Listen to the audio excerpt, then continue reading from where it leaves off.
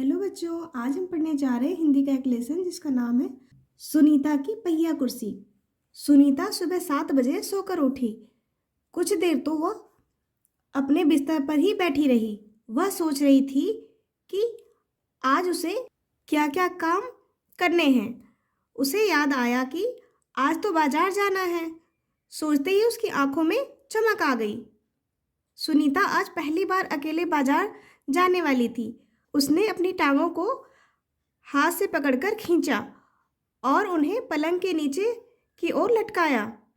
फिर पलंग का सहारा लेती हुई पहिया कुर्सी तक बढ़ी। सुनीता चलने फिरने के लिए पहिया कुर्सी की मदद लेती है।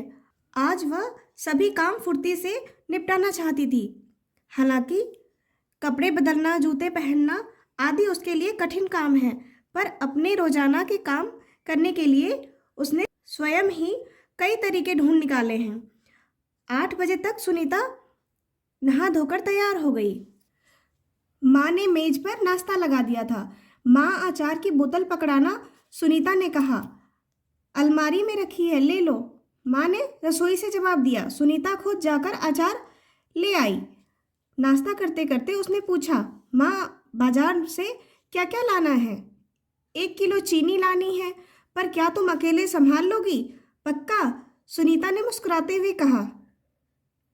सुनीता ने माँ से झोला और रुपए लिए। अपनी पहिया कुर्सी पर बैठकर वह बाजार की ओर चल दी। सुनीता को सड़क की जिंदगी देखने में मजा आता है। चूंकि आज छुट्टी है, इसलिए हर जगह बच्चे खेलते हुए दिखाई दे रहे हैं। सुनीता थोड़ी देर रुककर उन्हें रस्सी कूदते, गेंद खेलते देखती रही। वह थोड़ी उदास हो गई। वह भी उन बच्चों के साथ खेलना चाहती थी। खेल के मैदान में उसे एक लड़की दिखी जिसकी माँ उसे वापस लेने के लिए आई थी। दोनों एक दूसरे को टुकुर टुकुर देखने लगे। फिर सुनीता को एक लड़का दिखा। उस बच्चे को बहुत सारे बच्चे छोटू छोटू बुलाकर चिढ़ा रहे थे। उस लड़के का कद बाकी बच्चों से बहुत छोटा था। सुनीता को यह सब बिल्कुल अच्छा नहीं लगा। रास्ते में कई लोग सुनीता को देखकर मुस्कुराए, जबकि वह उन्हें जानती तक नहीं थी। पहले तो वह मन ही मन खुश हुई, परंतु फिर सोचने लगी, ये सब लोग मेरी तरफ भला इस तरह क्यों देख रहे हैं? खेल के मैदान वाली छोटी लड़की सुनीता को दोबारा कपड़ों की दुकान के सामने खड़ी मिली। उसकी माँ कुछ कपड़े देख रही थी।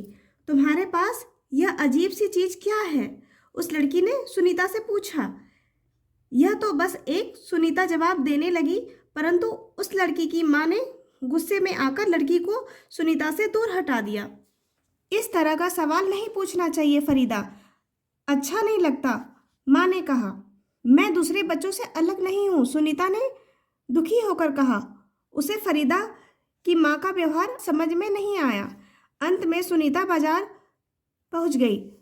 दुकान में घुसने के लिए उसे सीढ़ियों पर चढ़ना था। उसके लिए यह कर पाना बहुत मुश्किल था। आसपास के सब लोग जल्दी में थे, किसी ने उसकी तरफ ध्यान नहीं दिया। अचानक जिस लड़के को छोटू कहकर चिढ़ाया जा रहा था, वह उसके सामने आकर खड़ा हो गया। मैं अमित हूँ, उसने अपना परिचय दिया।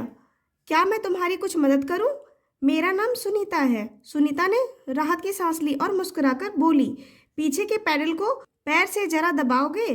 हाँ हाँ जरूर, कहते हुए अमित ने पहिया कुर्सी को टेढ़ा करके उसके अगले पहियों को पहली सीढ़ी पे रखा। फिर उसने पिछले पहियों को भी ऊपर चढ़ाया। सुनीता ने अमित को धन्यवाद दिया और कहा, अब मैं दुकान तक खुद पहुंच सकती हूँ। दुकान में पहुंचकर सुनीता ने 1 किलो चीनी मांगी। दुकानदार उसे देखकर मुस्कुराया। चीनी की थैली पकड़ने के लिए उसने हाथ आगे बढ़ाया ही था कि दुकानदार ने थैली उसकी गोद में रख दी। सुनीता ने गुस्से से कहा, मैं भी दूसरों की तरह खुद अपने आप सामान ले सकती हूँ।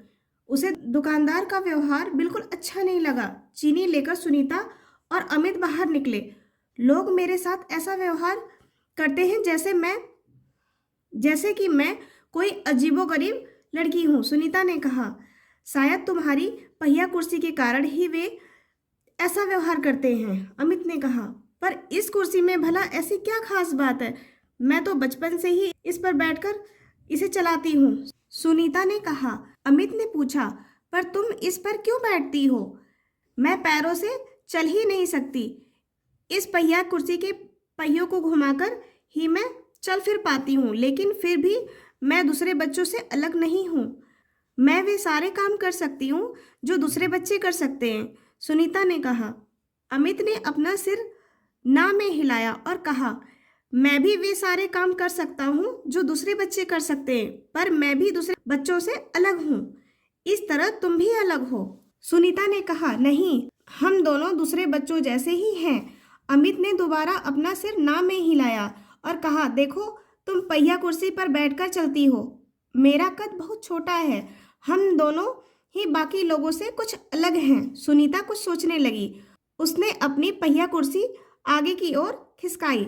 अमित भी उसके साथ साथ चलने लगा। सड़क पार करते समय सुनीता को फरीदा भी नजर आई। इस बार फरीदा ने कोई सवाल नहीं पूछा।